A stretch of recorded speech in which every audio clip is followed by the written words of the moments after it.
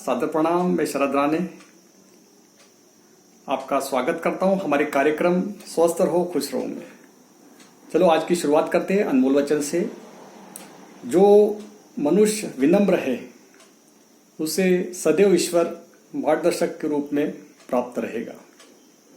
सोचिए समझिए साथियों, आने वाले समय हमको स्वस्थ रहना है, खुश रहना है और हमको अंदर से अपनी इच्छा शक्ति को भी प्रबल बनाना है।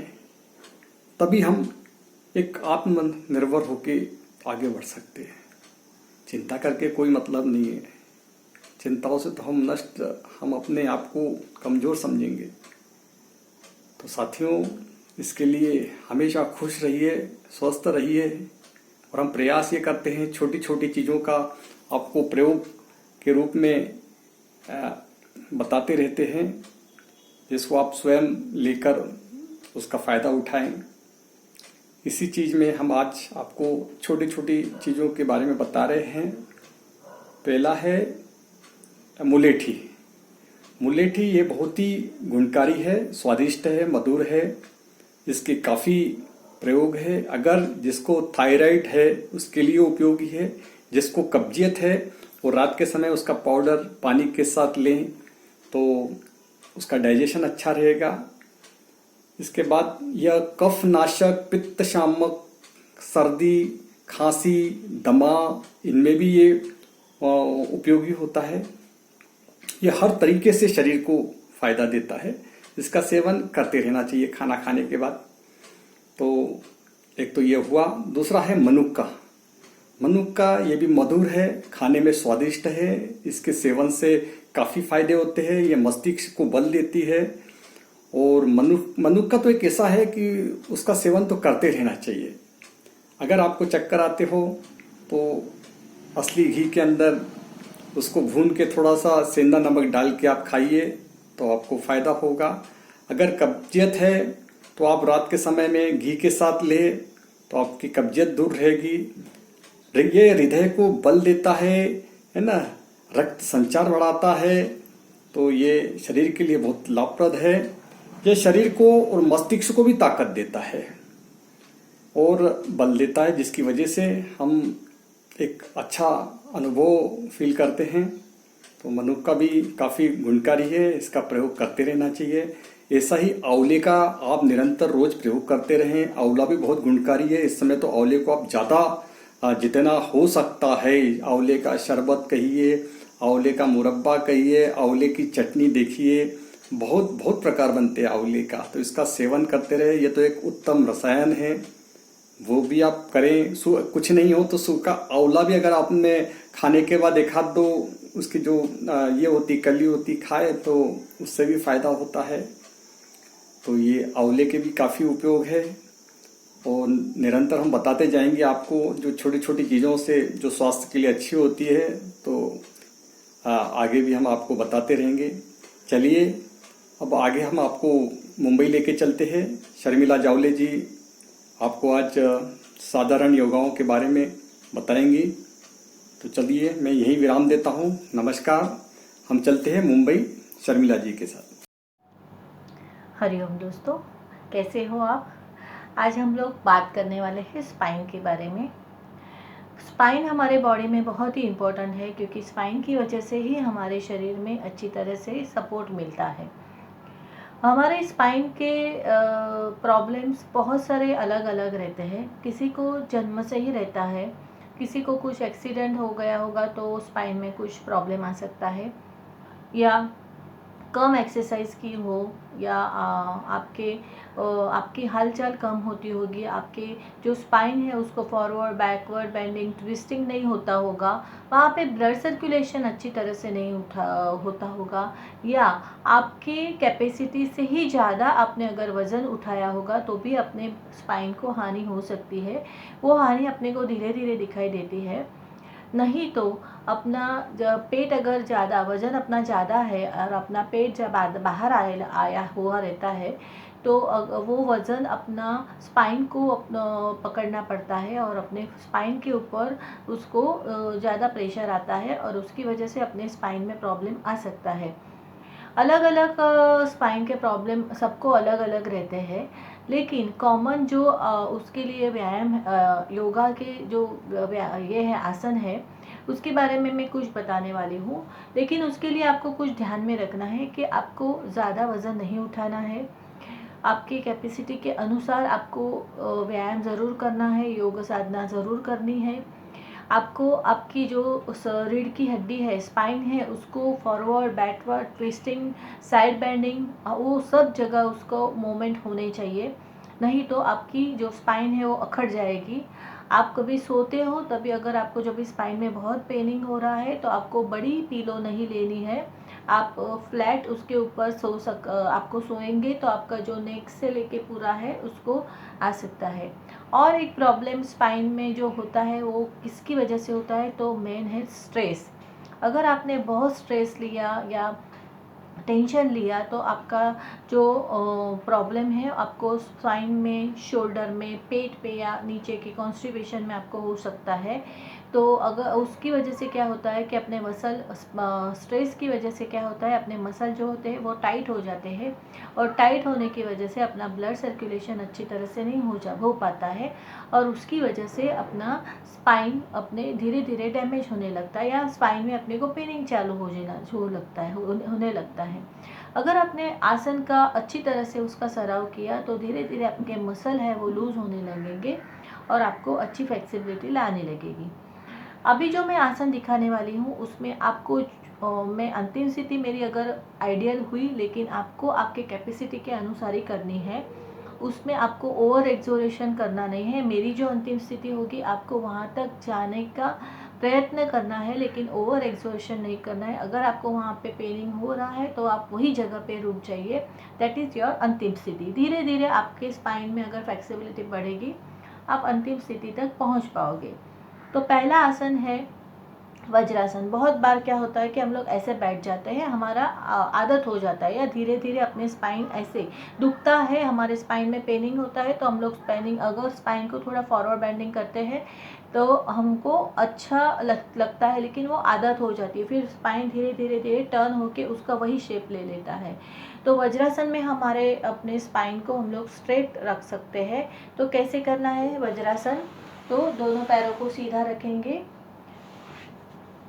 एक एक पैर से हम लोग वज्रासन डालेंगे, दोनों हाथों को अपने नी के पीछे रखेंगे, आंखें बंद रखेंगे, शोल्डर को तो एकदम पीछे नहीं लेके जाना है लेकिन स्ट्रेट रखना है, आंखें बंद करनी है। वज्रासन एक ध्यानात्मक आसन है, तो feel the vibration, feel the breathing.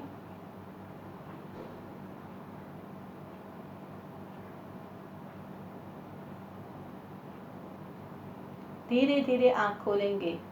अगर आपको यहाँ पे एंकल पे प्रॉब्लम आ रहा है या आपको सीट में नीचे जाने के टाइम प्रॉब्लम आ रहा है तो आप एक पीलो ले लीजिए और आप पीलो को आपको ऊपर की ओर रख के बैठ सकते हैं, या आपको एंकल में पेनिंग हो रहा है तो पीलो को ऐसे रख के एंकल को ऊपर रख के बैठ सकते हैं। अगर नी पे प्रेशर है तो आप जो पीलो है उसको आपको नी के उधर रख के आपको बैठना है, ठीक है। अगर ये भी नहीं हो रहा है तो आप गद्दी के ऊपर बैठ सकते हैं, नहीं तो आपको जो कंफर्टेबल लगे उसके ऊपर बैठ सकते हैं, लेकिन ज़्यादा ही नी में पेनिंग है तो आपको वज्रासन नहीं करना है, ठीक है। इसमें आगे हम लोग जाएंगे। दूसरा आसन है मार्जर आसन, मतलब कैट पोज। इसका जो पोजीशन रहता है वो बिल्ली जैसे रहता है तो उसको कैट पोज बोलते हैं, लेकिन उसमें पूर्व स्थिति जो है वो वज्रासन की है। इसमें आपको वज्रासन ही करना है। अगर नहीं आप कर पाते हो तो डायरेक्ट ऐसे जाके आप नी के ऊपर खड़ा रह जाइए। नी में अपने शोल्डर इतना अंतर रहेगा, अपने एल्बो को अपने नी पे लगा देंगे नज़दीक और सीधा करेंगे, ठीक है। अभी क्या करेंगे, अपने ये हुई पूर्व स्थिति। अभी धीरे धीरे वाट चाल करने के लिए हम लोग अपने नेक को ऊपर की ओर लेके जाएंगे और नीचे की ओर, आंखें बंद। धीरे धीरे बीच में आएंगे। सेकेंड पोजीशन, चिन लॉक पोजीशन।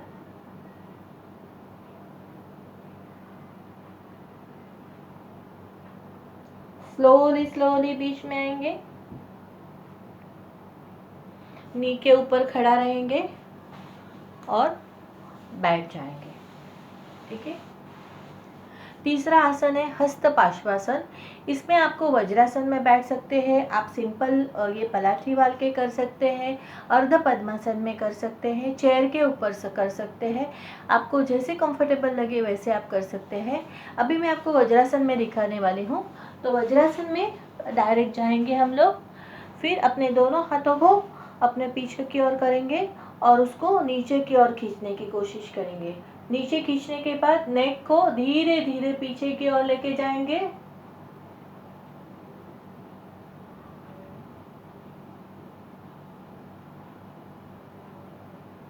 धीरे धीरे पहले नेक को बीच में लाएंगे, हाथ को लूज करेंगे, वज्रासन में विश्रांति।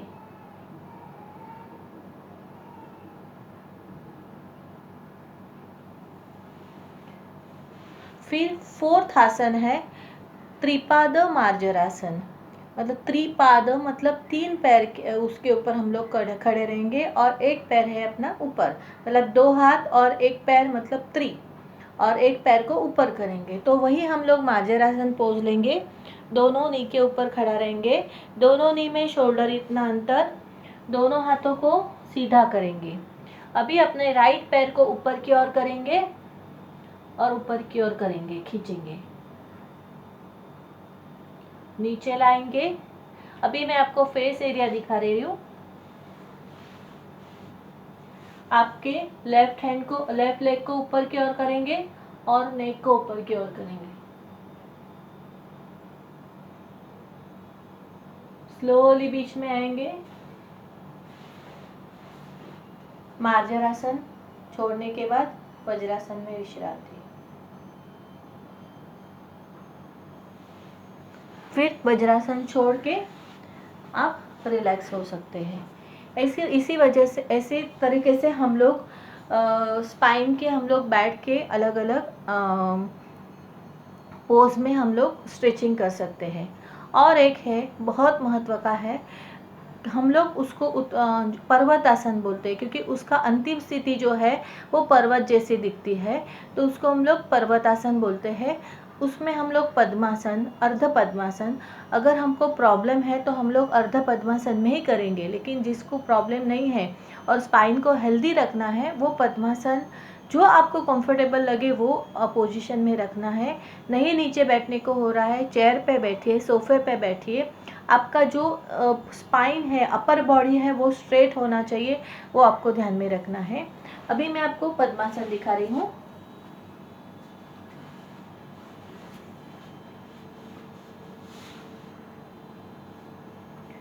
ये पर्वतासन है, पद्मासन है। अभी दोनों हाथों को ज्वाइन करेंगे, एल्बो से लेके अपने रिस्ट तक का एरिया सीधा रखेंगे।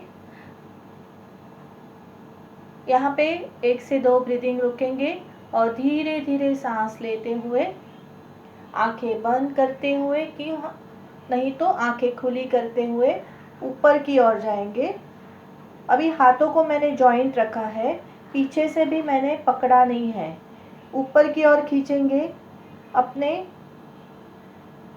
और यहाँ पे डीप ब्रीदिंग करेंगे।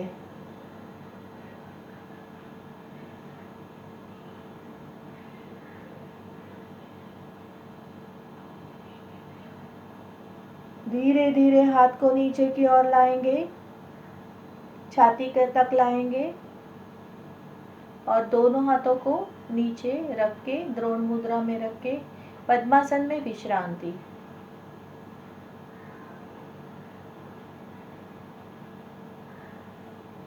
एक एक पैर से वज्र पद्मासन छोड़ देंगे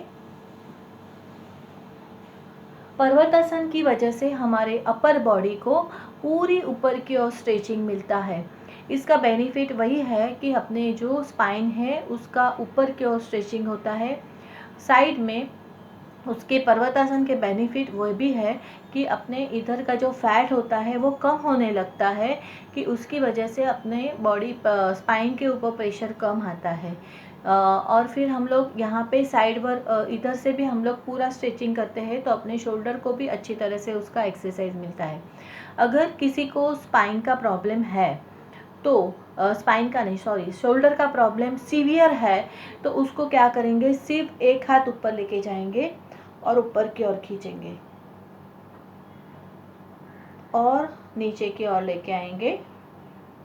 दूसरे हाथ को ऊपर की ओर लेके जाएंगे, ऊपर की ओर खींचेंगे और धीरे धीरे नीचे लाएंगे। ठीक है। अभी एक हम लोग बैठ के और एक उसको एक्सरसाइज बोल सकते हैं। तो हम लोग क्या करेंगे कि कंफर्टेबल इसमें बैठेंगे हम लोग और अपने एक हाथ को एल्बो को नीचे लगाएंगे। अभी ज़मीन के ऊपर मैंने लगा दिया है उसको, और अपने ये हाथ को ऊपर की ओर उठाएंगे और स्ट्रेचिंग करेंगे। स्लोली नीचे आएंगे, दूसरे हाथ को रखेंगे,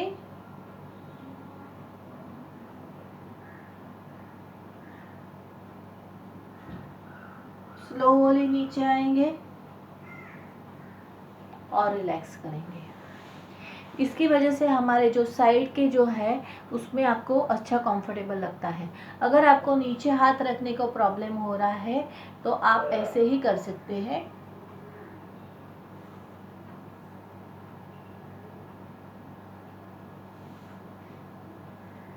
इसी तरह से हम लोग बैठ के आसन का सराव करके हमारे बॉडी को हम लोग अच्छी तरह से हेल्दी रख सकते हैं, अपने स्पाइन को हेल्दी रख सकते हैं।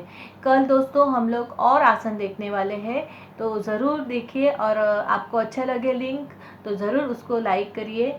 धन्यवाद।